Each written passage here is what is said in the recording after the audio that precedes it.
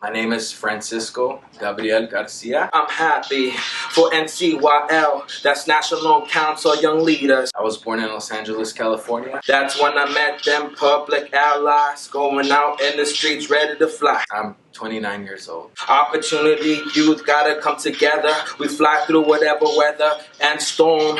Growing up, I saw a lot of gang violence. Some of my friends' brothers got killed, shot. I saw some of my friends getting shot at. And so growing up, I thought that's how it was supposed to be. That's what the world was about. So my dad, moved us to Phoenix. I grew up in the neighborhood my whole life, so it was like my friends were my family. So I got detached from them. I went to Phoenix.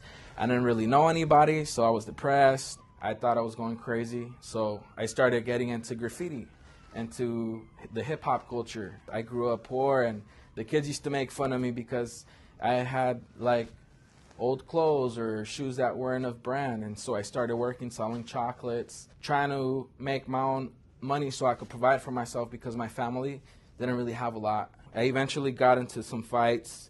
I got jumped. I went to jail twice. I was headed in a negative direction. I was getting kicked out of different high schools. I finally went to a charter school. Somebody invited me to what's called the youth night. It was a Christian church, and they were rapping about Jesus. When I saw that, I just saw like individuals doing like hip hop for positive. And I just remember feeling this love in my heart, and all of the pain and depression that I felt, it lifted.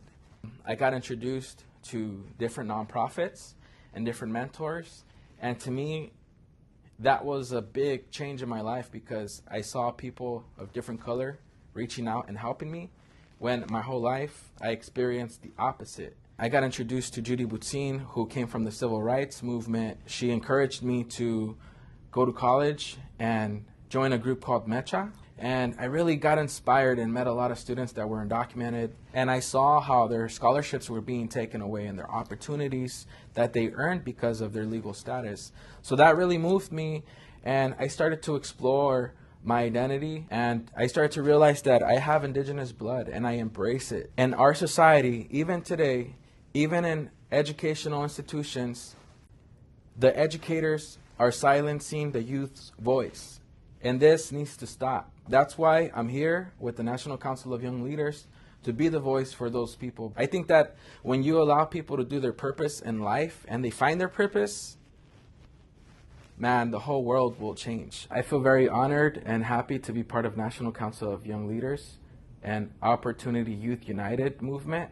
For me, the National Council of Young Leaders has become like a family. It is a family to me. And even moving to California, I didn't have the support of a family. I was on my own. The National Council of Young Leaders was there. Just really engaging us and listening to our voice and, our passions. And that to me was very empowering. They're about the youth. They're about the movement. They want positive change, and they want to build leaders so that we can give back.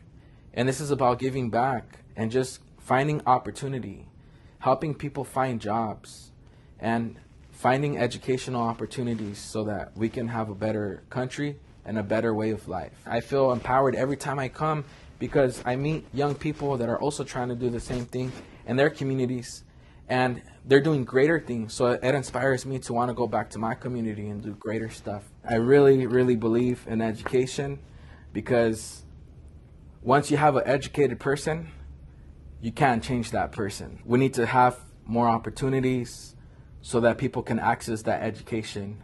There's 6.7 million youth that are disconnected, and because we lack some of those resources, I believe that reform system is like tearing families apart, and we need to figure out a way of providing opportunity and providing a different way than jail.